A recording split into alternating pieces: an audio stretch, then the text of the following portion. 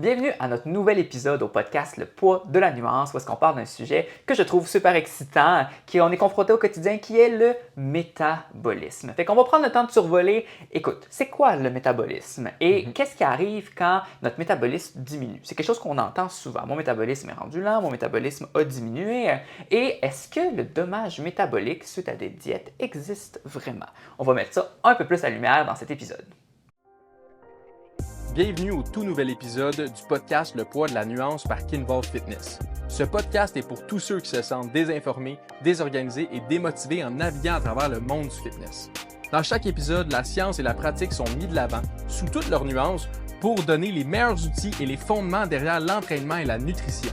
Si tu cherches à t'investir dans ta transformation une fois pour toutes, ce podcast est pour toi. Bon, donc c'est le sujet à Simon, c'est son sujet dada, fait que je vais prendre le temps, puis c'est moi qui vais poser la première question, fait que concrètement, qu'est-ce que c'est que le métabolisme? Ouais.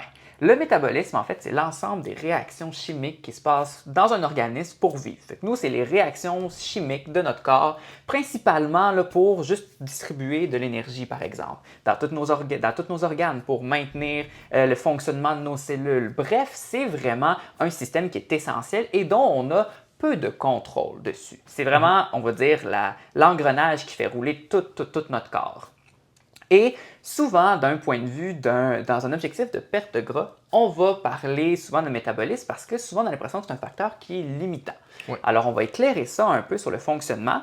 Le métabolisme, c'est une composante aussi qui rentre dans notre dépense en énergie. Si on refait un bref survol encore, je sais qu'on le fait souvent, là, quand on cherche à perdre du gras, on veut augmenter notre dépense en énergie et diminuer notre apport en énergie pour justement créer un déficit et espérer perdre du gras. Le métabolisme, c'est dans le fond, des composantes de la dépense énergétique. On parle souvent du métabolisme de base, le métabolisme de repos, et ça, c'est vraiment une dépense énergétique qui est essentielle que tout le monde a. Direct en partant. Par la suite, ce qui est un peu lié aussi au métabolisme, c'est la thermogénèse des aliments, mais ça, c'est quelque chose qu'on ne va pas aborder aujourd'hui. Je veux vraiment qu'on se concentre sur le métabolisme et tout ce qu'on peut entendre autour. Et justement, Jérémy, c'est l'homme pour ça. C'est lui qui entend le plus d'histoires de toutes sortes par rapport à différents sujets. Et là, justement, je veux que tu nous partages, qu'est-ce que tu entends souvent par rapport au métabolisme? C'est particulier, c'est souvent le même principe, mais des deux extrêmes. Fait que soit mon métabolisme est trop rapide, donc j'arrive pas à prendre la masse, ou mon métabolisme est trop lent, donc j'arrive pas à perdre du gras. Si on prend l'exemple du métabolisme lent, la réalité avec ça, c'est que souvent, en fait, c'est que ton métabolisme est toujours associé avec, évidemment, ton exercice physique, si on en a parlé un petit peu, mais ton sexe, ton poids, ta grandeur, ta composition corporelle, après tout. Fait que prends quelqu'un de 5 pieds 5, 150 livres, par exemple, va avoir un certain métabolisme, va dépenser, évidemment, son métabolisme va dépenser un certain nombre de calories dans une journée, ce qui est normal. Puis prends quelqu'un de 6 pieds 2, 250 livres, son métabolisme va juste dépenser plus parce qu'il a besoin de plus pour vivre, pour être maintenu en vie. Ouais. C'est ça le principe à la base. Donc souvent, quand on a l'impression que notre métabolisme est lent, c'est pas nécessairement que notre métabolisme est lent, c'est qu'on n'a pas une idée des habitudes alimentaires en fonction de la vitesse, pas la vitesse, excuse-moi, de notre métabolisme. Ouais. Fait que je m'explique. Mettons, moi, je sais pas, je suis 5 pieds 5, 150 livres, par exemple, puis je brûle 2000 calories. Mon métabolisme de base, il brûle 2000 calories. Concrètement, si je mange 2300, 2400 calories, pour moi, c'est quelque chose qui est facile à faire parce que j'ai souvent faim. Ça va me laisser croire que mon métabolisme est lent, mais c'est plus mes habitudes alimentaires qui font en sorte que c'est au-delà de mon métabolisme. Puis au contraire, tu prends quelqu'un qui vraiment dit avoir un métabolisme rapide, c'est sûr que si tu es 6 pieds 2, 250 livres, tu vas devoir manger vraiment plus juste pour te maintenir en vie. Ce qui va faire en sorte qu'aller chercher un surplus comme ça, c'est très difficile parce que la quantité de nourriture qui doit rentrer dans ton corps est vraiment beaucoup plus grande que quelqu'un, mettons, qui est ma taille, mon poids, qui doit manger un petit peu moins. Fait que souvent, c'est juste que on a de la misère avec la conception de ce qu'on mange par rapport à nos besoins. Mais c'est pas nécessairement que le métabolisme est rapide, que le métabolisme est lent. C'est pas une question de vitesse, c'est une question de OK, tu pèses ça, tu fais ça dans la vie, whatever, c'est ça ta dépense. Voici à quoi ton métabolisme correspond. Puis rendu là, est-ce que tu es en haut, est-ce que tu es en bas? Ça ressemble à ça. Je sais pas si tu veux ajouter des choses. C'est vraiment ça. Puis c'est ça, on associe la vitesse du métabolisme avec nos besoins énergétiques, ce qui n'est pas nécessairement la réalité en fait. Tu sais, la dépense énergétique liée au métabolisme, c'est environ, là, puis là je dis un chiffre approximatif, 75% de ta dépense énergétique quotidienne. Après, on rajoute la thermogénèse des aliments, ton niveau d'activité physique, mais ça fait quand même que ça se peut que juste pour exister dans l'univers, quelqu'un ait besoin de 1200 calories. Peut-être plus 1500 calories, puis quelqu'un d'autre en a besoin de 2500 juste pour exister. Fait que ça, c'est une des principales différences. Ce qu'on entend souvent aussi, c'est que les gens ils disent qu'ils n'arrivent pas à perdre du poids en raison de leur métabolisme à 45 ans, qui n'est pas pareil quand il y en avait 25. Concrètement, c'est quoi la cause de baisse du métabolisme? C'est la diminution de la masse musculaire. Voilà. Donc, qu'est-ce qui arrive? C'est que c'est vrai que probablement que de 25 ans à 45 ans, ton métabolisme est plus bas. C'est vrai, peut-être. Mais pourquoi? C'est à cause de la diminution de ta masse musculaire. Fait que si on prend l'exemple de moi qui, à 25 ans, est zéro en forme, par exemple, puis je décide que je reprends ma vie en main, je commence à m'entraîner. Puis à 45 ans, j'ai le double de masse musculaire que j'en avais à 25 ans, par exemple. C'est un exemple. Est-ce que mon métabolisme va dépenser plus ou va dépenser moins? Bien, il risque de dépenser plus parce que j'ai plus de masse musculaire. Donc, la réalité là-dedans, c'est que oui, il diminue, mais il diminue à cause que les habitudes de vie, puis notre niveau de dépense énergétique, puis notre niveau de masse musculaire diminue avec le temps à cause des mauvaises habitudes. Mais concrètement, est-ce qu'il diminue à cause de l'âge? Non. Ça peut arriver, mais après un certain âge. Oui, exactement. Après, normalement, puis là, je sais que ça va en choquer plusieurs, armez-vous, préparez-vous. Fait que à partir de 60 ans, on aurait un déclin du métabolisme, fait que la dépense énergétique liée là, à nos fonctions, du fait d'exister pour notre corps, d'environ 0,7% par année. Mais à partir de 60 ans, alors quand les gens viennent me voir et me disent « Ah, à 50 ans, mon métabolisme est… » Wow, OK, peut-être qu'il est bas, mais t'as pas perdu, c'est pas lié à ton âge en ce moment, la problématique, c'est lié à d'autres facteurs. Et comme tu disais, la principale composante qui définit la dépense énergétique liée à ton métabolisme, c'est la quantité de masse musculaire que tu as. Ouais. Par la suite, c'est ton niveau d'activité physique en moins grande proportion. Tu sais, au niveau de la masse musculaire, on parle d'environ 70 là. C'est quand même significatif. Par la suite, on a le niveau d'activité physique et à la fin, on a aussi la nutrition qui est une composante très importante. Pourquoi est-ce que c'est si important la masse musculaire dans le métabolisme? C'est que pour que ce tissu existe, il y a besoin de calories.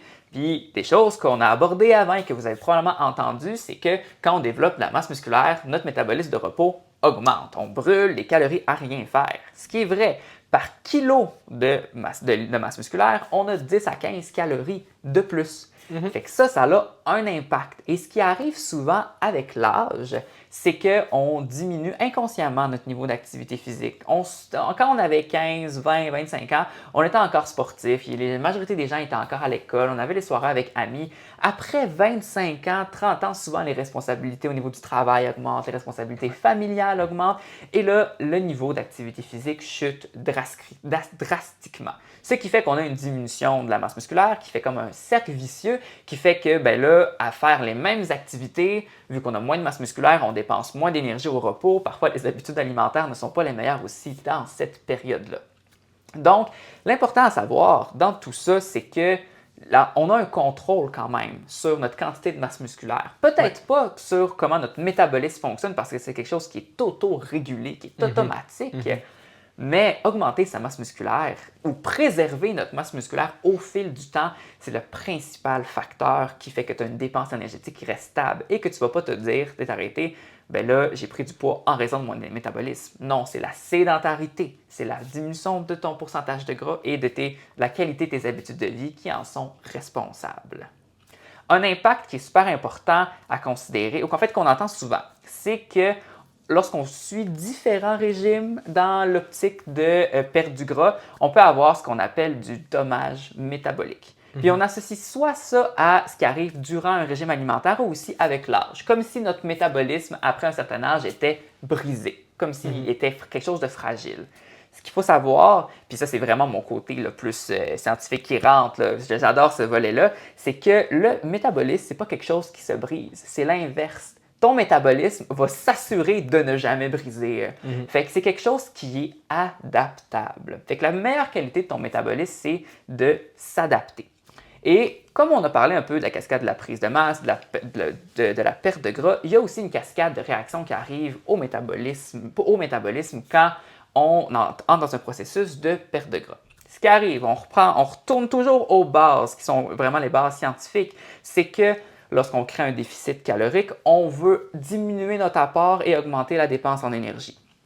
Ça, en faisant ça, ce qu'on crée, c'est qu'on crée un déficit qui va permettre l'utilisation de nos réserves d'énergie, dans ce cas-là, du gras. Quand on part du point zéro, est-ce que là, on crée ce déficit-là? Bien là, notre métabolisme est habitué de fonctionner à un certain taux. Là, on va changer notre apport, ce qui fait que là, on va avoir une diminution rapide de l'apport en calories et notre corps, pour compenser, va aller puiser dans ses réserves. Si on reste dans ce contexte de restriction calorique, de déficit calorique sur une longue période de temps, bien, notre métabolisme va avoir tendance à s'adapter. Pourquoi? Parce qu'on a une perte de tissu adipeux qui, lui, même si ce n'est pas aussi significatif que la masse musculaire, le gras aussi brûle des calories au repos. Fait que souvent, on va avoir un rééquilibrage au niveau du métabolisme pour ça. Fait qu'il va diminuer et on va tranquillement aussi développer quelque chose qu'on parle beaucoup moins, mais des mécanismes de compensation.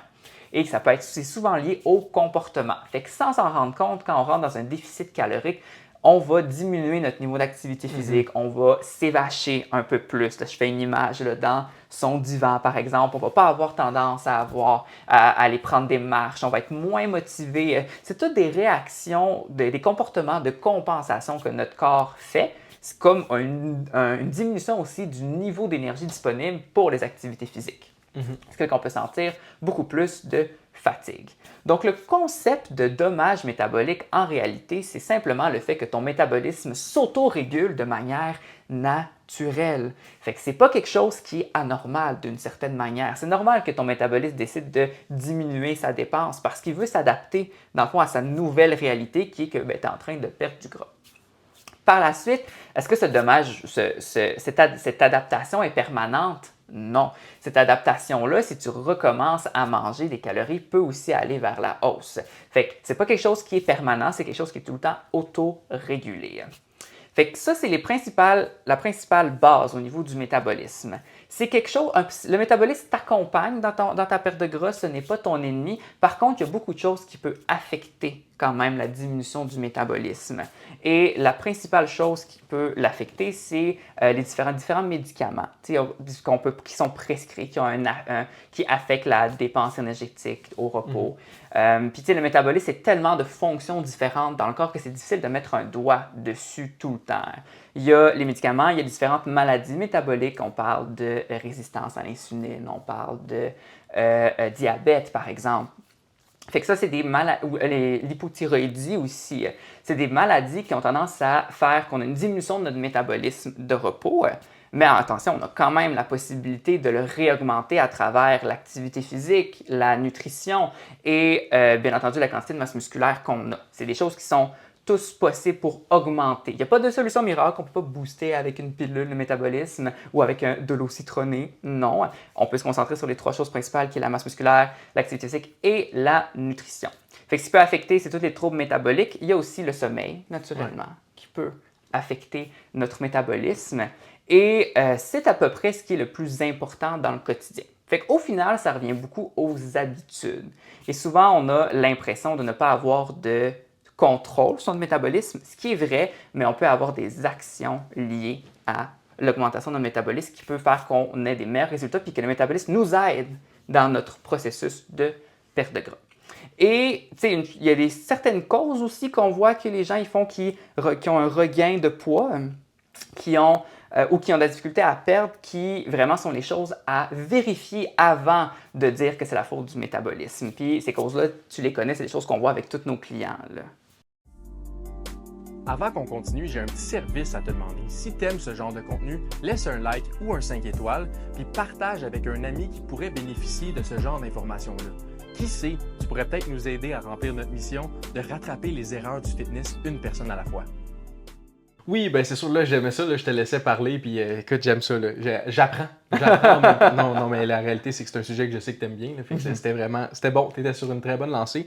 Puis oui, tu sais, si on parle du regain de poids, souvent, tu sais, on pense tout de suite à l'adhérence au plan. OK? Puis ça c'est normal. Je veux dire, c'est normal de perdre de l'adhérence avec le temps aussi, surtout si le plan, puis là, je parle en général dans les compagnies autour de nous, mettons, c'est tout le temps très, très, très drastique, ben c'est dur de, mettons, garder adhérence. Puis ça, c'est normal. Puis plus que le temps arrive, tu sais, peu importe à quoi ressemble ton plan, plus que tu perds de spécificité, puis tu es de moins en moins comme, ah, je calcule au gramme près. Tu sais, je l'ai fait moi aussi, parce que moi, je calculais dans le fond mes repas. Au début, quand je voulais commencer à perdre un petit peu de gras, ça allait vraiment bien. J'étais tout le temps au gramme. Après, j'étais comme, oh, 10 grammes de plus là, c'est pas grave. 10 grammes de plus là, c'est pas grave. Fait que, tu sais, on perd un petit peu d'adhérence avec le temps, évidemment, puis c'est totalement normal. Mais c'est ce qui peut faire qu'ultimement, ben, on progresse pas de la façon qu'on voudrait progresser. Un autre point qui est super intéressant que tu as mentionné tantôt, c'est que, comme on a vu que le métabolisme descend, right? Avec notre perte de gras, ben, comme le poids est moins grand, la demande est moins grande aussi, ben, si on n'ajuste pas les calories, ça, c'est aussi quelque chose qui va faire en sorte qu'on ne peut pas continuer à progresser. Parce que comme tu l'as dit tantôt, mettons qu'on a commencé à 250 livres, puis on est rendu 178, bien clairement, on n'a pas la même demande. Exactement. Fait qu'à ce moment-là, c'est intéressant d'adapter le plan en fonction de notre perte de gras, justement. Fait que ça, c'est l'impression aussi qu'on peut avoir qui fait qu'on ne progresse pas. C'est rare qu'on va prendre du gras avec ça, mais c'est peut-être ça qui va faire comme « Ah, crème, j'ai un plateau », tu sais, les fameux plateaux en perte de gras. Ensuite, il y a tous les facteurs externes. Fait que, tu sais, si on parle vraiment de craving, avoir envie de manger. Puis ça, j'entends ça souvent. Tu sais, moi, j'aime ça, manger. Pour moi, c'est un plaisir. Ben ça, c'est des facteurs externes qui, veut pas, peuvent contrôler ta prise de gras quand tu es en processus de perte de gras. Parce que souvent, puis en général, quand tu te restreins, ben, tu te restreins de manger des aliments que tu aimes vraiment. Puis toi, si tu considères que tu es quelqu'un qui a, mettons, la dent sucrée ou la dent salée, puis tu t'enlèves ça totalement, ben, c'est possible qu'à un moment donné, tu es comme j'ai des cravings, moi j'ai envie de manger, je mange. C'est correct, mais c'est ce qui va faire en sorte que tu vas te limiter dans certains aspects. Finalement, c'est les causes internes. Puis là, les causes internes, tu en as parlé un petit peu, là, les troubles hormonaux, tout le kit qui peut jouer sur notre métabolisme. C'est des choses que, évidemment, on a moins de contrôle. Par contre, c'est sûr que ça peut être une cause de regain de poids qu'on ne contrôle pas. Fait que, moi, mon réflexe, ça serait de dire, ben, concentre-toi pas sur ça. Évidemment, si tu as une problématique métabolique quelconque, va chercher l'aide d'un professionnel, évidemment un nutritionniste ou médecin, là, pour voir qu'est-ce qui se passe, tu sais. Mais concrètement, à part ça, on peut pas plus le contrôler que ça. Fait qu'on y va avec les actions qu'on sait qu'on peut faire pour améliorer notre condition. Fait que ça, c'est plus les causes externes, comme contrôler les cravings, puis avoir envie de manger. C'est adapter ton plan en fonction de ta progression. Puis c'est justement d'essayer le plus possible d'adhérer à ton plan. Puis ça, de cette façon-là, c'est aussi une question de motivation puis de discipline, d'être en mesure de peut-être avoir de nouveaux objectifs qui vont faire en sorte que tu vas être nouvellement motivé. Fait que ça va faire en sorte que tu vas être plus adhérent à ton plan.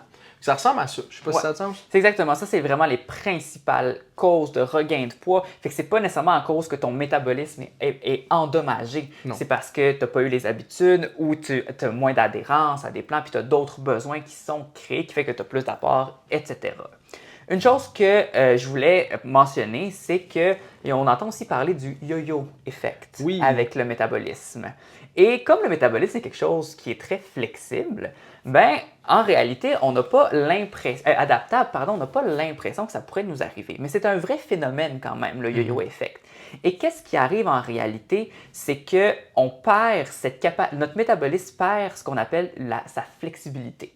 Alors, chez certaines personnes qui ont tendance à suivre des diètes extrêmes, à commencer des nouvelles diètes, les arrêter, recommencer, ce qu'on observe dans le fond, c'est que le métabolisme perd la flexibilité, donc sa capacité à utiliser ses substrats énergétiques, fait qu'on va dire en mettons d'utiliser ces acides gras qu'on donnerait dans nos réserves de gras, bref, pour avoir de l'énergie. Fait que c'est quelque chose qui est encore un peu incompris, mais vraiment ce manque de flexibilité-là fait que au lieu d'avoir une augmentation de l'utilisation de nos réserves d'énergie, d'oxydation de lipides, ben notre métabolisme en fait va adopter plus de comportements compensatoires que la vraie dépense. Mais ça vient vraiment d'un volet qui devient de troubles internes au niveau physiologique, puis c'est là justement que s'il y a la résistance à l'insuline, probablement que là, les nutritionnistes seront beaucoup plus équipés pour gérer ces enjeux de santé-là. Mais à la base, le dommage métabolique, ce n'est pas un concept qui est viable. Et j'en profite aussi pour parler souvent des calories de maintenance. Parce que ça arrive beaucoup avec les clients en général, qu'on dit que ben là, 2200 calories, il faut que je mange ça. C'est mon objectif. C'est ma maintenance. Si je m'en vais au-dessus, c'est la catastrophe. Ouais. Je vais prendre du gras. Si je m'en vais en dessous, c'est parfait. Bref, ce que je veux vous garder en tête, c'est que le métabolisme, ce n'est pas linéaire.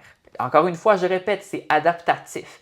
Donc, mon objectif, c'est ça que vous compreniez, de soulager vos esprits si jamais vous traquez, vous comptez vos calories, puis il y a une journée que vous êtes à, mettons, votre ligne, c'est 2000 là, de maintenance. Puis là, vous êtes à 2200. Ne vous inquiétez pas, votre métabolisme est là pour peut-être vous accompagner et dire « Eh bien, moi, je vais utiliser le 2200 au complet. » Et inversement, si tu es en dessous, ça se peut qu'il décide aussi d'aller à 1800. Fait qu'il faut s'enlever ce stress-là qu'il faut absolument. Il y a une ligne là, fixe, là, puis si je la traverse, c'est l'apocalypse. Non, on s'enlève cette pression-là. Notre métabolisme est beaucoup plus fort qu'on le pense. Et bien entendu, je vais revenir sur le point qu'on a abordé. Si vous voulez un meilleur métabolisme, commencez par travailler au niveau de votre masse musculaire, au niveau de votre niveau d'activité physique et au niveau de votre nutrition. Si vous mangez 1200 calories, c'est sûr que votre métabolisme va vouloir s'adapter puis vous n'aurez pas les résultats escomptés. 1200 calories, c'est l'équivalent d'un enfant de 12 ans, là. Même moins, je pense. Fait que regardez votre nutrition et votre sommeil. C'est les choses les plus importantes avant même d'aller regarder les troubles métaboliques qu'on pourrait avoir. Alors, ça fait le tour pour aujourd'hui par rapport au métabolisme. C'est quelque chose qui est très théorique et s'il y a une chose que je veux que vous reteniez là, de tout ça, c'est que le métabolisme, c'est quelque chose qu'on a peu de contrôle quand même. C'est un système automatique et qu'on a beaucoup de choses qu'on peut travailler avant de se soucier de notre métabolisme. Et souvent, on a tendance à mettre beaucoup trop la faute sur le métabolisme. Mettez la faute d'abord sur vos actions. Si vous voulez nous retrouver, vous pouvez nous écrire sur Instagram, c'est là qu'on est le plus actif, je le dis tout le temps, hein, coachj.knvl et coachsim.knvl et on se revoit la semaine prochaine.